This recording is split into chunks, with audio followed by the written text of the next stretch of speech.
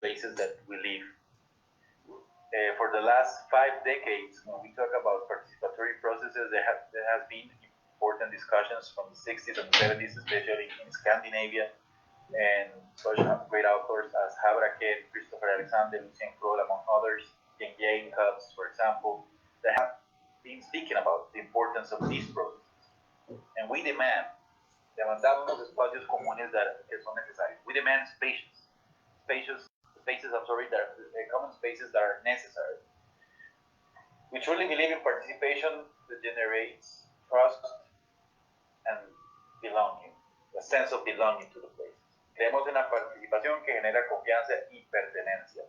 And how we can build capacities of communication, organization, engagement, activism, and agency to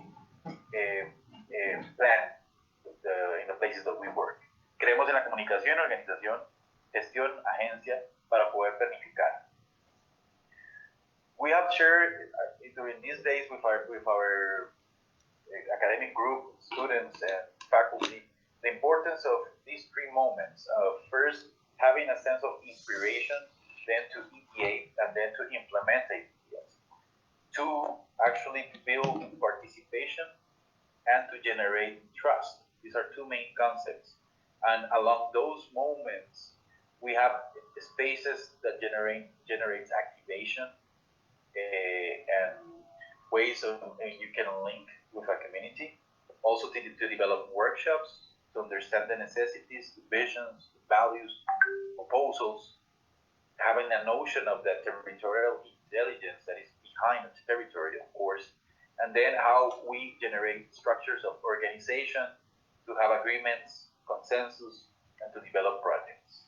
Esto es un esquema que hemos venido conversando y la importancia de construir participación y confianza en estos 3 momentos de inspiración, idear e implementar. Also, for us, it's very important this discussion based on heart in this ladder of participation, as how can symbolic it could be, or actually how participation enables agency.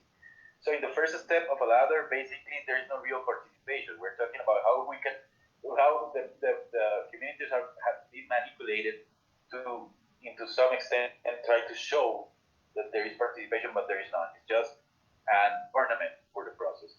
What we are really concerned and we are really interested is on these upper levels, that from the 4th to the 8th, at the end, the very important part is how we can build capacities, agencies, and the communities can actually play a key and important role in the development of their places. Entonces, en la escalera de participación de HART, evidentemente no nos interesa cuando las comunidades son manipuladas solo para decir que se utilizó la participación, sino nos interesa todo lo contrario, de promover esto, promover un sentido de agencia, de empoderamiento. Otro esquema que es interesante, another theme that is very interesting for us, is the one developed by IDEO, that you start first what you desire, but then what is feasible and what can be doable, So between these 3 circles, it's very important not to generate a false sense of expectations towards the project. So we believe in these processes. Creemos en estos procesos de participación. We believe in these participatory processes of engagement, working alongside with the communities to co-create, to generate ideas, to share ideas, to have these co-creational patterns, put it into the table. We can distill and get this information in an interdisciplinary or multidisciplinary way with designers and urban planners to develop design patterns that actually can be put into a particular context, and then we can do a validation of it. Hacemos una validación. We do a validation of these ideas to see if that actually makes sense from what we have worked before. And if it doesn't make sense, of course, it's an iteration until we have that idea that actually fits and suits the best for all, for the community, stakeholders, and the people that is involved within the project. So leaving this into the table as a very brief introduction, Jeana, I just put these concepts in here, and many thanks for accepting the invitation, for joining us today, and hope to we can. I'm sorry, my English got a bit spoiled, and hoping we can have a further discussion after your presentation to keep talking about these things. Just to let you know, as I mentioned to you in a previous call we are in this process of developing participatory design processes. So we are engaging, our students are engaging with the communities and develop such processes. So Jeana, welcome, and it's all yours. Wonderful, wonderful. Thank you, Mike, for that introduction and the context of what you're doing. I am going to attempt again to share my screen. Well, of course, it didn't. Let's see. Here we go. Can you give me a holler if you can see my screen at this point? Because I can't see you all. Let's see. Not yet. Not yet. Okay. See, I got it on the first try, not so much on the second try. Let's see. Okay. Oh, goodness. Seems that, yeah, now you got it. Now it's gone. Oh. Okay. Got it there. There you go. Got it, yeah. There you go. And I can even see. Okay. Sorry about that, everyone. No worries. Okay. So, excuse me, before I start, thank you for the invitation. I am super excited. I feel like, Mike, you just kind of covered a lot of the essence of what I'm going to share and discuss. But I think we're definitely on the same page. These issues, particularly for designers, are really important now more than ever. Because I think all of us collectively are searching for some personal sense of agency with regard to using our form of practice to make the world a better place. And of course, that's what the Lowe Fellowship is all about at the Harvard Graduate School of Design. Even though I'm not an architect in the traditional sense, or a landscape architect, an urban planner, I actually come from a background in economics and public administration. And so what I've learned to date, I've learned by doing. And I really am impressed that you're teaching the concept of community engagement and participatory design, in an academic setting. Because when I was going through academia, there was nothing like that offered. So with that, Louisville, Kentucky, just want to share a little bit about my city. I absolutely adore my hometown, and it's a beautiful place to live. It can be a fun place to visit, but we have a lot of challenges, particularly the legacy of racism and erasure, particularly for Black people. And as a Black woman, I feel this in a lot of ways.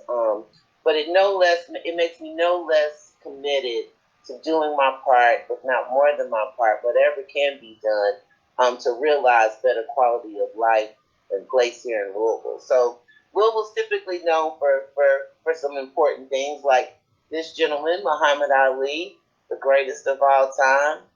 He is my personal hero, and I take a lot of inspiration from him in terms of being bold and confident, and having great ambition, and then delivering on that ambition. We're also known for the Kentucky Derby. It's a famous thoroughbred horse race, and it's often referred to as the most exciting 2 minutes in sports. You all may beg to differ, but in terms of horse racing, it's part of the Triple Crown, and an iconic event here for Louisville. But then, unfortunately, you may have also heard about Louisville, Kentucky, through what happened to Breonna Taylor, being murdered by our local police force in her very own apartment. And as if that wasn't enough, the fact that no officers were penalized or really held accountable for her death is something that totally makes Black people, particularly Black women here, feel like our lives do not matter, right? But I know my life matters. I'm not necessarily trying to convince other people who don't already believe that's the case.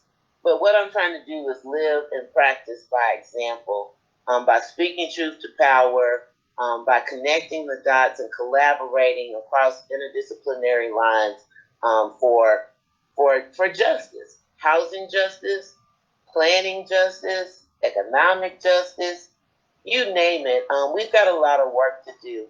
But I would like to share with you a couple of examples in terms of how I approached my work. But before I do, I want you to contemplate on this question that I have before you. What's the most critical element to achieving success? Now, the rules are you cannot ask me any qualifying questions. You got to just take the question as I laid it out. However you define success in any given situation, you choose, but contemplate whether it's knowledge, money, power, passion, or skill. And we're going to return to that when I get to the end of my remarks. So much of my career in Louisville Metro government was related to addressing vacancy and abandonment. I don't know to the extent that you're dealing with vacant properties in your respective communities, but here in Louisville, Louisville has a population of about 700,000 people, but in particular spots, we've got about 10% vacancy, meaning commercial buildings, residential buildings, vacant lots, as well as vacant buildings. And so I was in charge of leading our efforts to put those properties back into what we call productive use. Typically, it means that somebody's using the property and hopefully that they're paying property taxes to help support the costs and expenditures of maintaining infrastructure and other aspects of local government. But several years ago, I started working with an organization called Opportunity Space. They're no longer known as that. They're known as Ptolemy, but they were a Harvard startup company looking to help local governments be more efficient about managing and disposing of their vacant properties. And so we were also working with an innovation delivery team that the Bloomberg philanthropies had funded. And we got this idea to do a competition, right? So roughly about 6,000 vacant properties in the western portion of Louisville, which is really where I concentrate my efforts. It's where I'm from. Highly disinvested area. It's also a redlined area. Perfect tsunami or storm of challenges. But one thing we had never tried in local government was actually doing a competition. We called it Lots of Possibility. And what we did is we promoted the fact that we were, one, going to make those properties available at no cost to people. And with the support of Bloomberg Philanthropies, we were able to give people a working budget. So not only were we giving away the property, we were actually going to give them money to implement the ideas that they had wanted to advance using vacant properties. So here you see an example of what I call the network shop.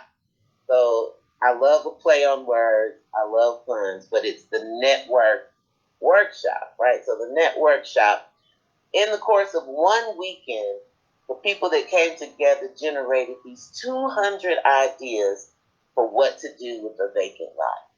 Now, to me, a vacant lot can be used for anything, but I had to struggle.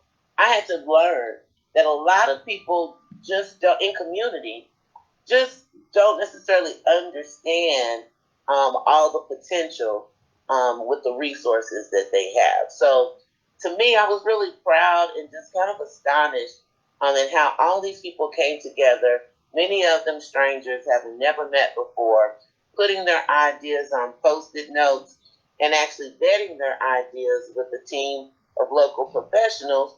We were there kind of like Shark Tank, to critique the ideas, but more importantly, from my perspective, to tell them about the feasibility of what they were proposing and what it would take. As a result of our process, we wound up having 3 winners, and I'm really proud to say that every single group that made a project from scratch, that their projects are still a living example today. So here we turned a vacant lot into what's called Diescape, and it is owned and managed by the On Shell Project, which has both a for-profit and a non-profit arm. For-profit, you can go to their website, and they sell textiles, garments, linens, all sorts of textiles that they work with women through their nonprofit in India using organic dyes that are grown or taken from the flower petals that they grow organically. So they, plant the ornamental flowers, harvest all the petals, and then transform that into organic dyes, which they supply their team with in India, and they make beautiful things. You can Google it and check it out, but it's pretty amazing that they're still going, they're still growing, pun intended, and expanding to other sites. Then there was a project proposed by the West Louisville Women's Collaborative. They wanted to do a meditation labyrinth, and here you see a sketch of their initial drawing and concept. Here above you see the labyrinth actually in place next to an adjacent vacant house. And so the first phase was putting this design concept into place with volunteer community labor, but also every one of those bricks has a personal message on it from the people who helped create the labyrinth. So if you are into walking meditation, if you haven't tried it, you don't need a labyrinth to do it, but having a dedicated space with that intention was definitely needed and welcomed in the community. And again, every time I visited and gazed down at the bricks, it's all of those encouraging messages, hand painted from actual people that really nurture my soul. And so not only are they still thriving with the meditation labyrinth, the peace labyrinth that it's known as, that vacant house that you saw, because they came together, just because of the lots of possibilities, opportunity, the competition, they have continued to grow and expand their footprint. So one of the members, they were able to acquire that vacant house. They now use that as a collaborative art space. They host events for community to come in and do all forms of art, whether it's needlework and crochet. Here on the retaining wall, you'll see mosaics that people that worked with them to create and embed into the retaining wall. And so they're still going strong, still making a difference in community. And then the other winner was Habitat for Humanity.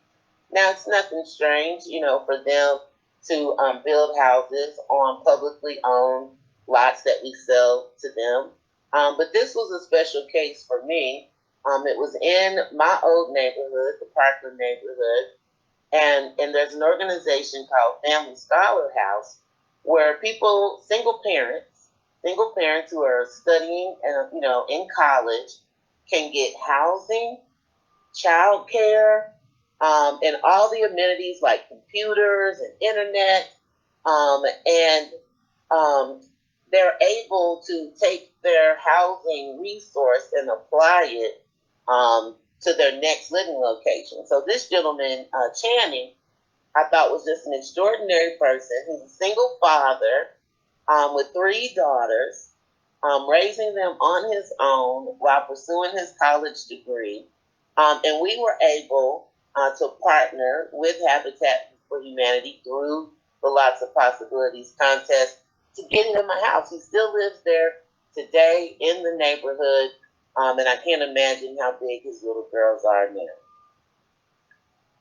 The second initiative we did, following lots of possibilities, was called R Squared.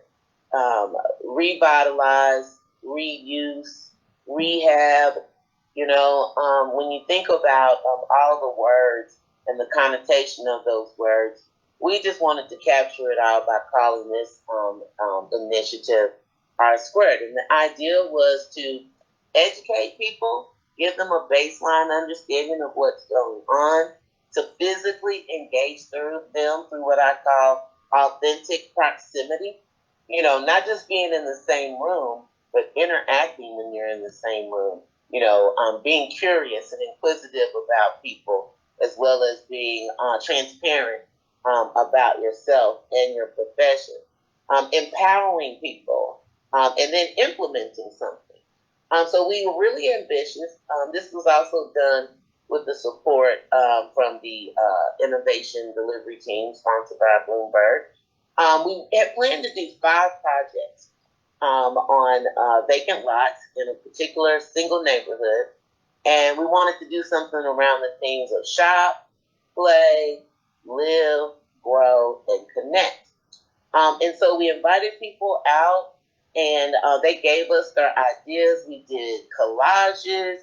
And the team that I hired to work with, which is a design firm, particularly with an emphasis in landscape architecture and activism, they took all that information and sort of mashed it up, synthesized it to come up with ideas. Again, similar to the 200 ideas, but these ideas were actually synthesized and sourced from a particular group of people that lived in that particular community.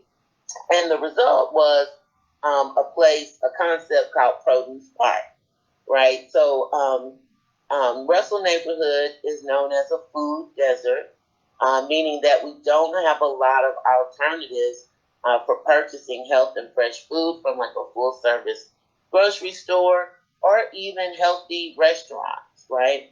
So the idea here was to create a park space that everybody could access and enjoy, but to plant fruit-bearing trees in this space so that as those trees matured and, fruit would be ripening on the trees, that anyone in community could go and pick the fruit and have it. So here on the left, you see the concept, the rendering there. Here you see the project taking shape and form.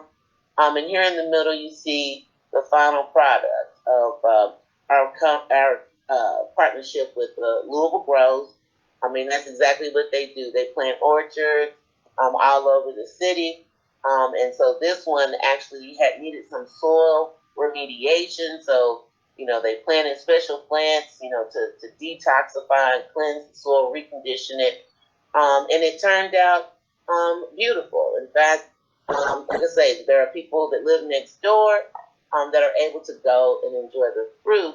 The interesting thing here, though, as great as the concept sounds, we probably needed to have done more work really explaining to people that the park was meant for them, right? Like in a place like Louisville, in, majority Black neighborhoods, we are often told what we can't do, right? And so it's hard to think, even if you're sitting there looking at, a beautiful fruit tree, it's hard to think that you don't need to go ask someone's permission, or that you're not trespassing, or that you're not going to, be reprimanded for it. But we did put it in place. But again, it's the long-term sustainability behind the projects that's so important for me. This project, the project I just showed you, Produce Park, is actually about right here, if you can see where my cursor is. And we use that as an opportunity to pre-activate the site in preparation for what was known as the food port, the West Louisville food port. Now, this is part of the information we provided to community. We did an assessment of vacant parcels in this particular area. Everything you see in red was vacant and underutilized at the time, right? Primarily vacant lots for different reasons. But you see just in this, small block radius, just how much vacancy was prevailing. And these two large sites, this top site is about 30 acres of undeveloped land. And so we were really excited at the time to think about this concept called the West Louisville Food Port.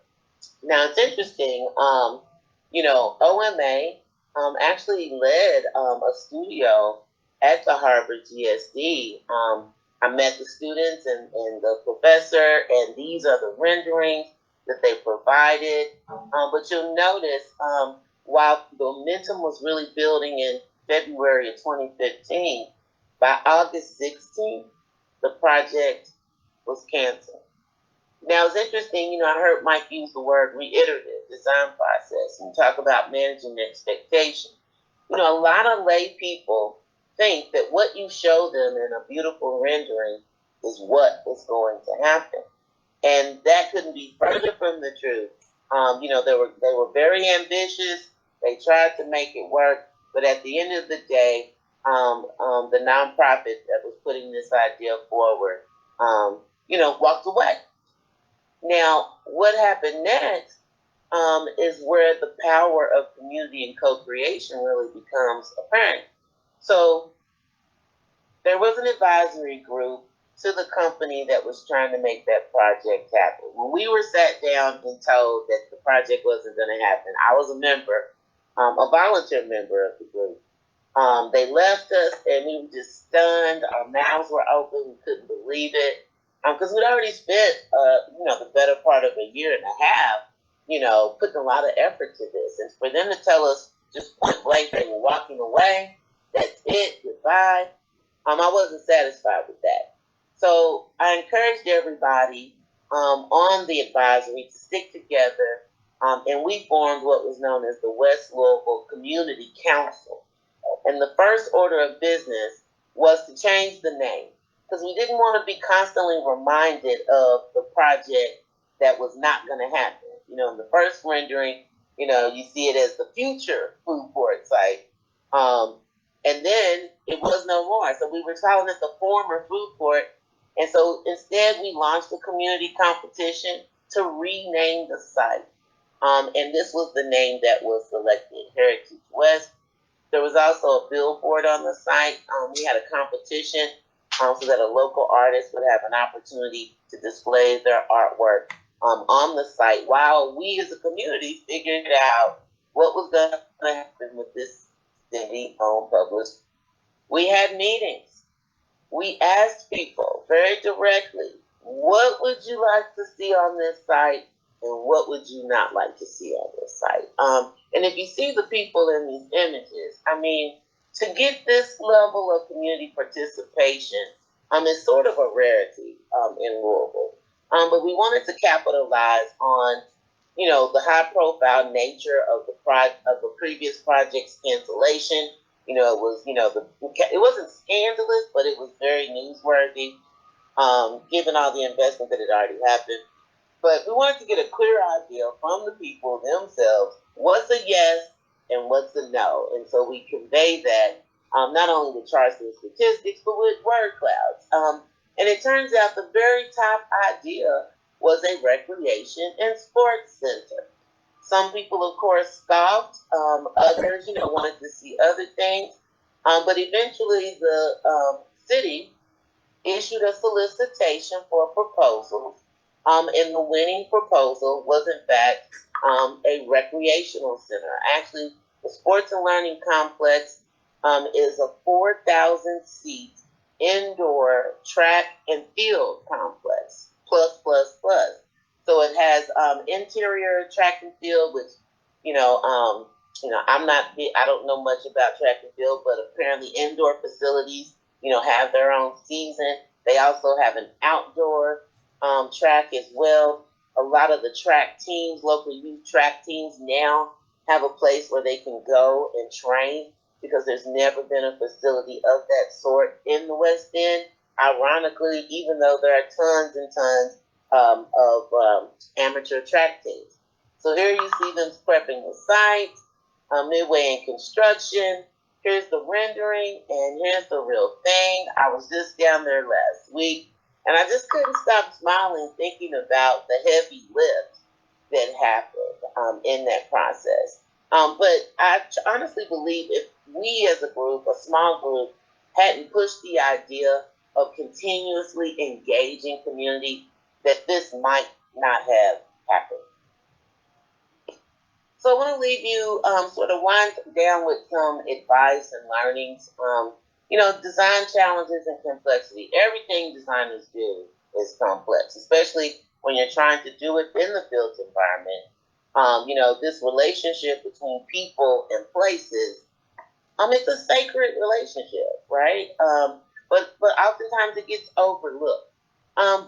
Balancing relationships, acknowledging all the stakeholders, and working within constraints, as Mike mentioned, like you're gonna have constraints, right?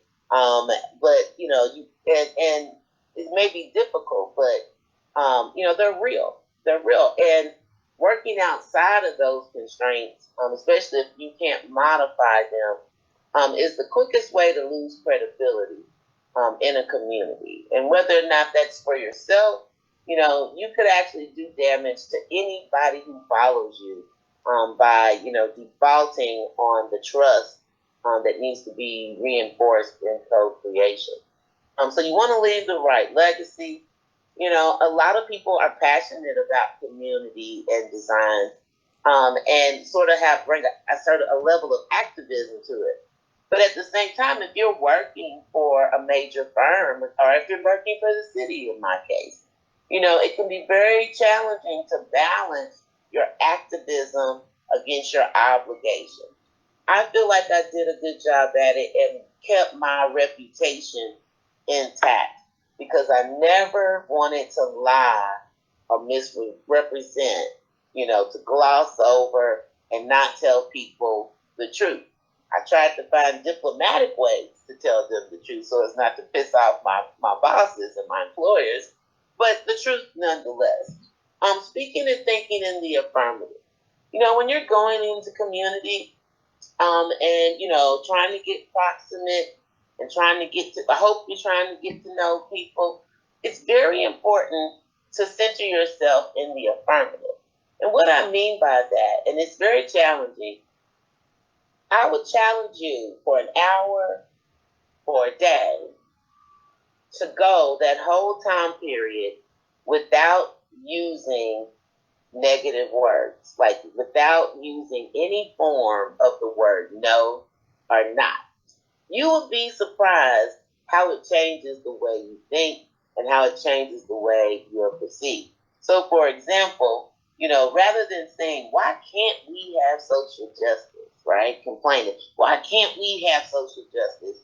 You can say, what will it take to have social justice? It opens up the opportunities and possibilities.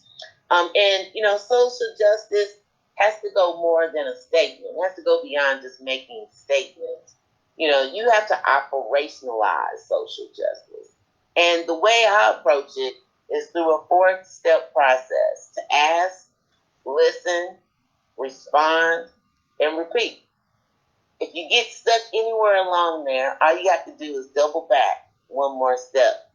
And people are like, well, gosh, that's like a no-brainer, Jeana. But what I find is people often talk about how much they're listening, but they haven't actually framed or formulated a fair question.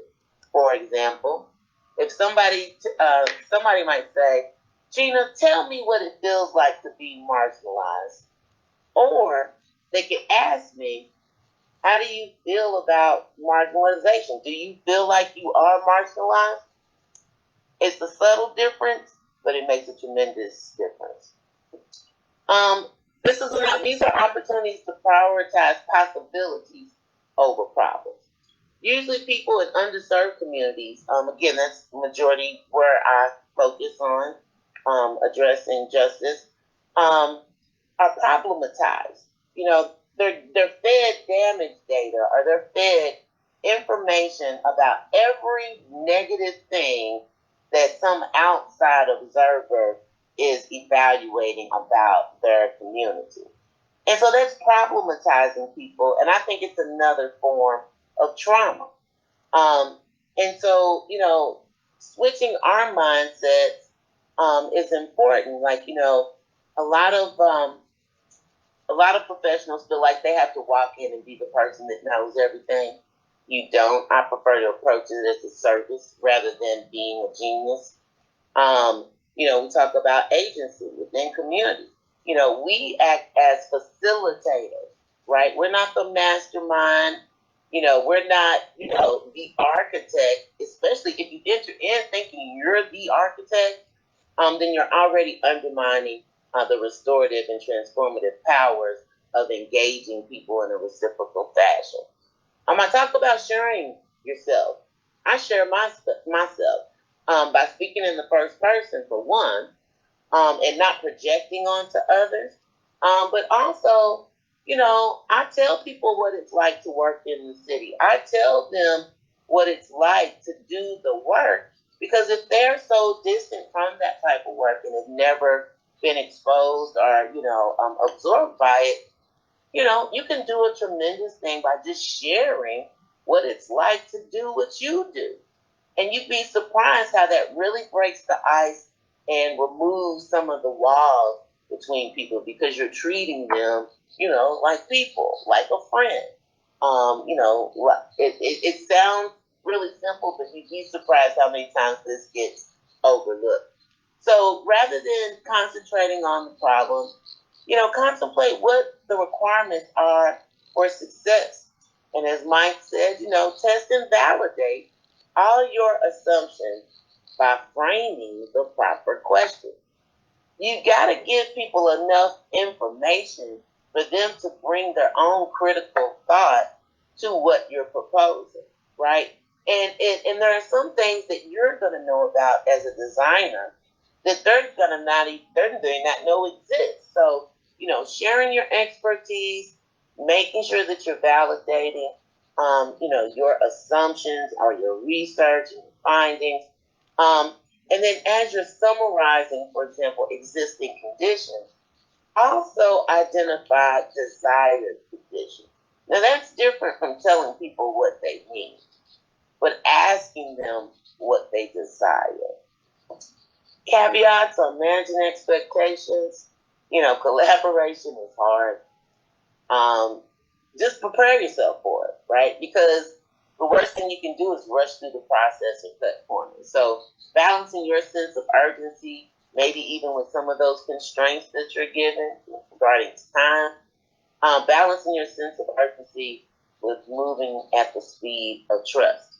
When somebody's laying out a request and wants to do something, it's just as important that you advise them on whether or not the timetable they laid out is going to be adequate enough to, in fact, move at the speed of trust.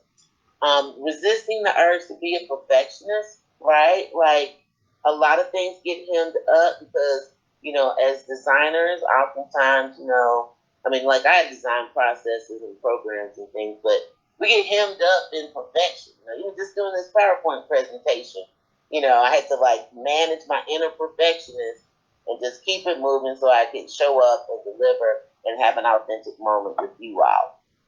Entering all discussions. See, discussion implies it's a reciprocal conversation. It's not just sit and tell people what you think they need to hear. It requires a commitment to being open-minded and silent enough to keep your ears open. So listening, receiving the knowledge, an expert experience from the people who actually live in that place. There's no way you could possibly know more about that place than the people you're co-creating with. And so in trusting the process, it's less about everybody having to agree. If you're striving for that, again, you're probably channeling your perfectionist, because that rarely happens. And also resisting the urge to take things personally and become defensive, even if you're uncomfortable with it, right? That's often just a natural part of life and progress and, creation. But to not, get defensive, because that often shuts our ears down. Adopting a yes and rather than a yes but approach.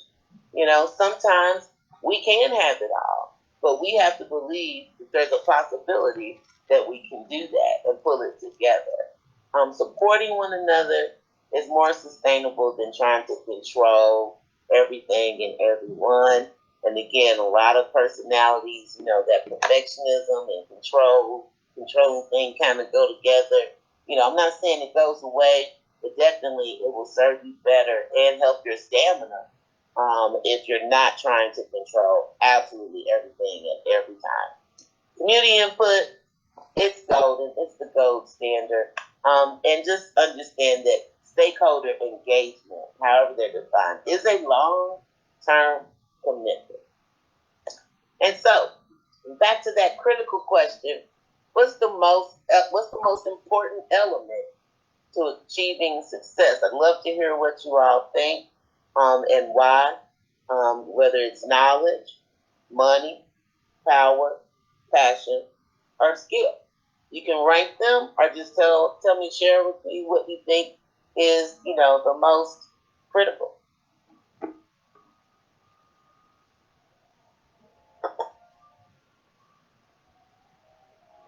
Thank you, Jeana. Thank you very much. Really appreciate it. Actually, well, I got a bunch of notes here, and there's something before I open that's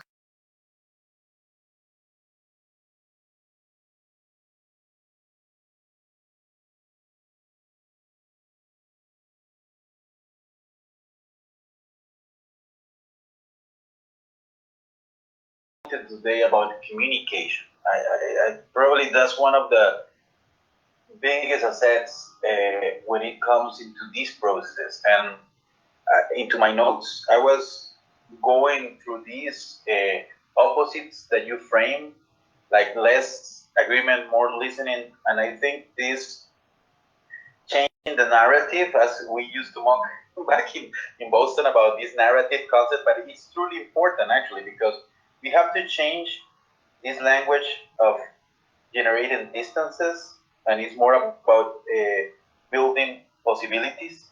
And it's totally the narrative of fear, of not trusting, and we have to move apart from that. And it's about, as you pointed it out, about listening, about enabling possibilities.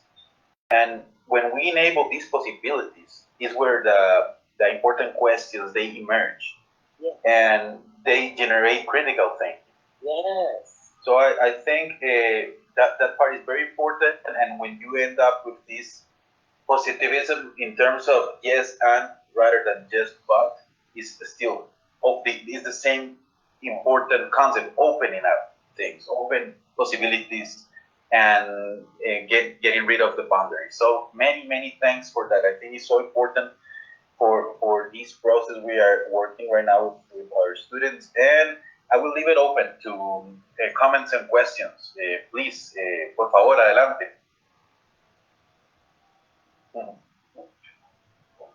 You can, hay una de Caterina. Caterina, adelante.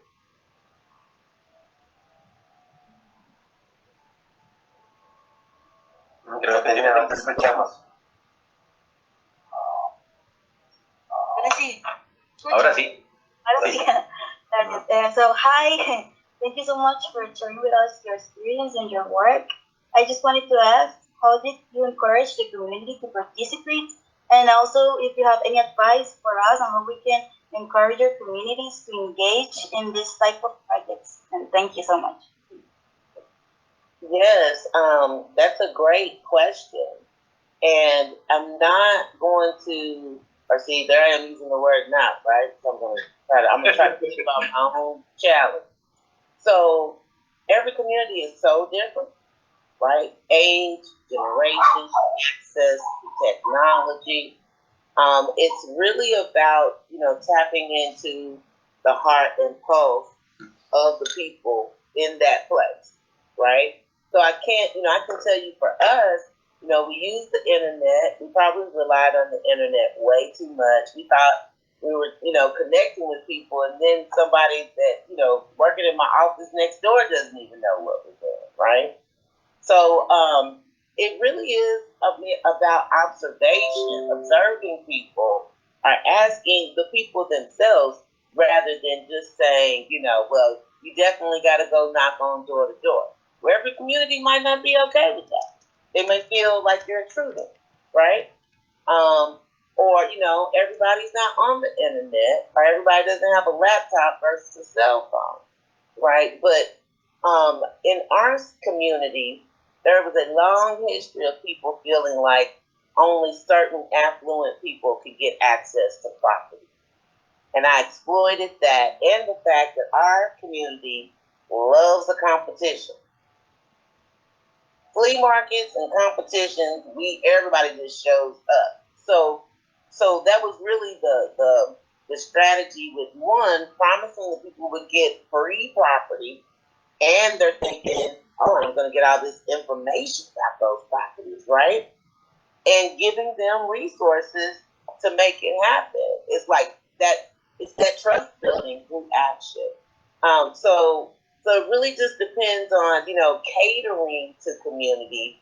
And, because I'm from community, I knew what people were thinking and feeling like the system wasn't fair, which is why I decided to go this route. I mean, we could always get more people to show up, but at the same time, I don't want you to think that just because a lot of people don't show up doesn't